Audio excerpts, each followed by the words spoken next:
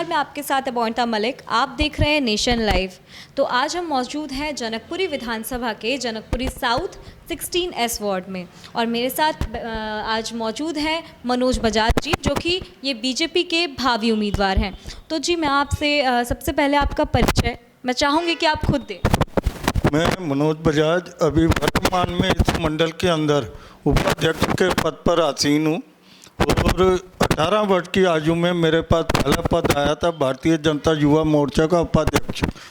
उसके बाद विश्व हिंदू परिषद, बजरंग दल, अखिल भारतीय विद्यार्थी परिषद और भाजपा के जितने भी पद हैं, RWA प्रकोष्ठ, मानव अधिकार प्रकोष्ठ, खेलकूद प्रकोष्ठ, संगठन मंत्री, इन सबको दायित्व निभाते हुए आज वर्तमान में उपाध्यक्ष के पद पर साउथ मंडल भारतीय जनता पार्टी जनकपुरी में आसीन है। जी, और मैं आपसे ये बोलना चाहूँगी कि पिछले 15 साल से बीजेपी बनी हुई है एमसीडी इलेक्शंस में, एमसीडी में। तो मेरा ये क्वेश्चन है आपसे कि अभी भी जबकि भाजपा 15 साल से बनी हुई है, फिर भी यहाँ पर जगह कूड़ा के ढेर, साफ सफाई में जीरो, ये सब चीज़ें क्यों? ऐसा नहीं है। अगर देखा जाए, आप एक सर्वे करें, रोज़ हमारी गाड़ी हर ब्लॉक से कूड़ा उठाती है। डेली गाड़ी आती है सुबह, और हर पूरे वार्ड से कूड़ा उठता है। यहाँ तक कि दिल्ली सरकार ने जो इनका अपना शेयर बनता था एमसीडी का, वो आज तक नहीं दिया। 13,000 करोड़ का बकाया राशि उनके ऊपर है। 7 साल से दिल्ली सरकार ने एमसीडी को एक नया पैसा नहीं दिया। फिर भी हमारे निगम पार्षद कम से कम संसाधनों के साथ भी अच्छी से अच्छी सुविधा देने में सक्षम है और दे रहे हैं। जी, तो मैं आपसे ये बोलना चाहूँगी कि जो एमसीडी है, प्रति वार्ड 2 लाख रुपए दिए जाते हैं निगम पार्षद को उनके एरिया में क्षेत्र में लगाने के लिए। तो वो 2 लाख रुपए कहाँ जा रहे हैं? अगर क्षेत्र में तरक्की नहीं हो रही है, साफ सफाई में अभी भी अगर जीरो है वो क्षेत्र, तो जो निगम पार्षद है वो कहाँ ये पैसे लगा रहे हैं? अच्छा, मैं इस बात से सहमत नहीं हूँ। अभी मैंने जैसे कहा, मेट्रो की गाड़ी रूटीन में आती है, खत्ते से कूड़ा रूटीन में उठता है, और आपने कहा 2 लाख की प्रत्येक वार्ड को दिया जाता है। लेकिन अगर आप ध्यान दें, इस क्षेत्र के अंदर PWD की सड़कें देखें, अगर आप अभी हमारे ब्लॉक के साथ ही सूरजमल कॉलेज है, पूरा टूटा फूटा PWD का फुटपाथ है, जहाँ चलना भी मुश्किल है। ये सीधा सीधा विधायक के अंतर्गत आते हैं। हमारे पार्कों के अंदर देखें, साफ सफाई है। अभी एक पार्क है C2 में जो हमारे निगम पार्षद ने बनाया, बाल हकीकत राय वाटिका।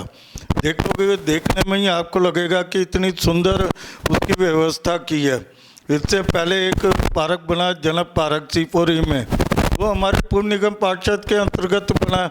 हमारे पार्षद निरंतर उसमें काम कर रहे हैं, लेकिन वही बात है, जब तक उसको संसाधन नहीं मिलेंगे, दिल्ली सरकार ग्लोबल शेड नहीं देगी, तब तक उसका उचित समाधान नहीं मिल पाएगा। SDMC के अंदर कर्मचारियों को फिर भी तनख्वाह मिल रही है। अगर आप बाकी 2 MCD में देखें, वहाँ स्थिति और ख़राब है। 6-6 महीने तक तनख्वाह नहीं दे पाता स्टाफ। अभी पीछे हमारे जितने भी निगम पार्षद हैं, इस पैसे को लेने के लिए 1.5 महीने तक अनशन पर बैठे हैं, और हमारी कई महिला पार्षद तो बीमार होकर उनको अस्पताल में भी एडमिट कराना पड़ा, लेकिन मुख्यमंत्री जी के कान में जूं तक नहीं रहेंगी। पता, इस कारण से मैं कह सकता हूँ हमारे निगम पार्षद बहुत अच्छा काम कर रहे हैं, लेकिन साधन सीमित है। जी, बात करूँ अगर मैं अभी के निगम पार्षद की, वीना शर्मा जी जो है, लोगों की शिकायत है कि वो लोगों से मिल नहीं रही है, और ना ही लोगों की समस्याएं सुनती है और ना ही उनका कोई हल निकालती हैं। तो फिर ये क्या चीज़ है? मतलब अगर जनता वोट देती है तो उनकी उम्मीद होती है कि जो निगम पार्षद है उनकी समस्याओं को सुनेगा और उसका समाधान भी करेगा। तो अगर वोट लेने के बाद निगम पार्षद अपने घरों में बैठ जाते हैं, तो क्या चीज़ कहेंगे आप? अच्छा, ऐसी ज़रूरत रही उनकी कि पहले वोट ले लिया और फिर बाद में वो जनता के बीच जाते नहीं हैं? ऐसा नहीं है। उनका कार्यालय बना हुआ C4 के अंदर, वहाँ पर डेली 10 बजे से वो बैठती हैं, और जो भी अपनी समस्या लेकर जाता है उसको सुनती हैं और उसको पूरा करने का प्रयास भी करती हैं। अभी हमारी एक NGO है उड़ान के माध्यम से जो यहाँ पे विधायक का चुनाव लड़े भारतीय जनता पार्टी से श्रीमान आशीष जी, उनके नेतृत्व में ये एनजीओ चलती है और उसके अंदर कई व्यापारी वर्ग, कई हमारे कार्यकर्ता मिलकर व्यवस्था करते हैं जो निगम पार्षद का सहयोग करते हैं। हमने अपना सारा सामान लिया हुआ है, रेडी ली हुई है, कूड़ा उठाने की हमारे कर्मचारी अपने रखे हुए हैं। जहाँ जहाँ कमी रह जाती है वहाँ हम करते हैं। हमने उसका एक स्लोगन भी दिया, जहाँ कम वहाँ हम कंधे से कंधा मिलाकर अपनी निगम पार्षद के साथ हमारा ये पूरा संगठन उसमें सहयोग करता है और उस कूड़े को उठाने का प्रयास करते हैं।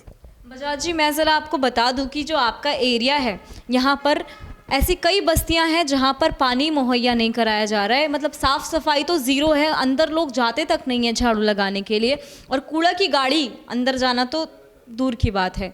तो क्या आपको पता है कि ऐसा भी है आपके क्षेत्र में? नहीं, ऐसा नहीं है, ये आपको गलत वो जी, मैं आपको बता दूं, आप अगर यहाँ से निकलेंगे, आगे से जाएंगे, तो मैं आपको अपने साथ लेके जाके दिखाना चाहूँगी। अगर आप जाएं तो वहाँ पर ऐसी झुग्गियाँ हैं, मतलब ऐसी बस्तियाँ बनी हुई है जो उनका रह गुजारा बहुत मुश्किल से हो रहा है और किसी का ध्यान भी नहीं है उनकी तरफ, जो कि अपना रह गुजर बहुत ही मुश्किल से कर रहे हैं। ऐसा हमने बड़ा अच्छा प्रश्न किया। दिल्ली जल बोर्ड आता है दिल्ली सरकार के अंतर्गत। जी, ये मुझे पता है, मगर वहाँ पे मैं आपको बता दूं कि वहाँ पर साफ सफाई, आपको मैं अभी उसका जवाब देता हूँ।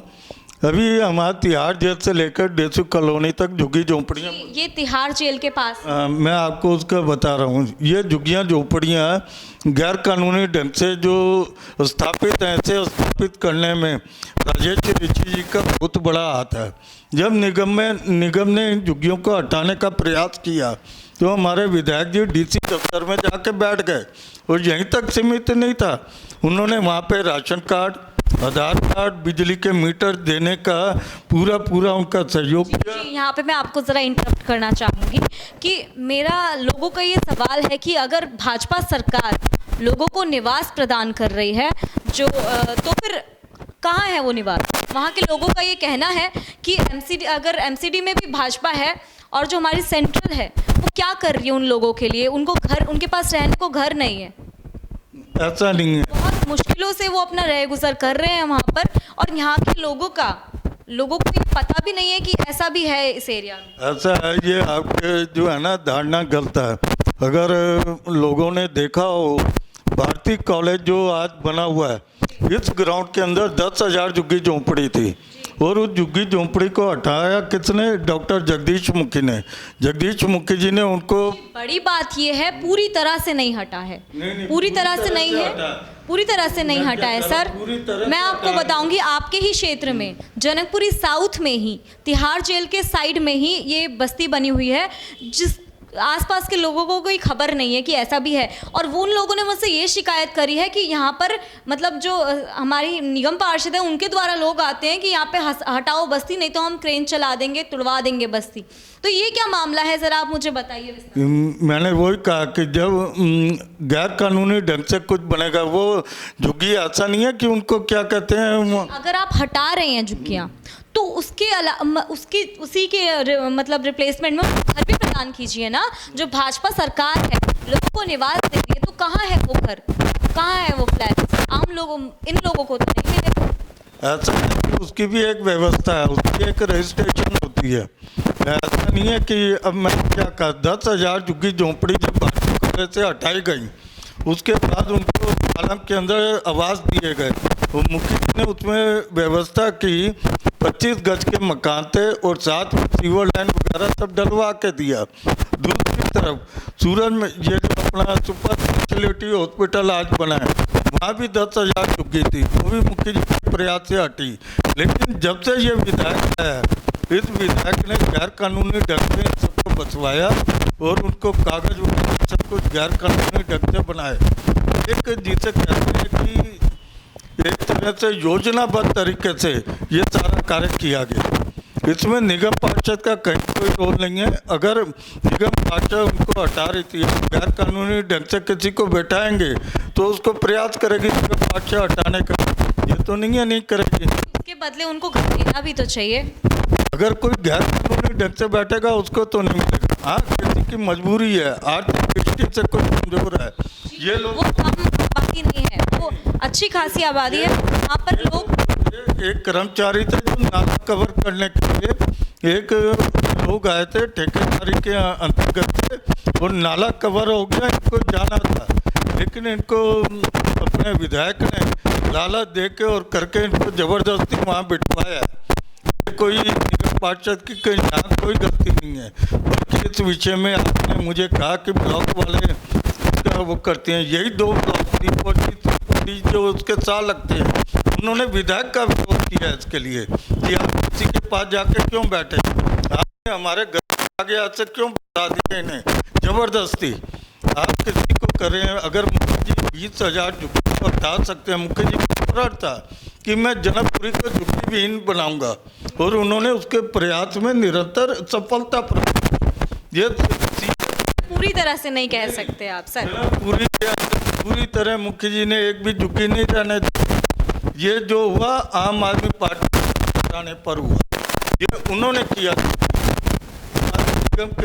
पूरी अगर सर्वे के अंदर के अंदर प्रथम आया हर बार, वो वार्ड 16 था, सरकारी एजेंसी ने नहीं सर्वे किया, प्राइवेट एनजीओ ने उसका सर्वे किया था।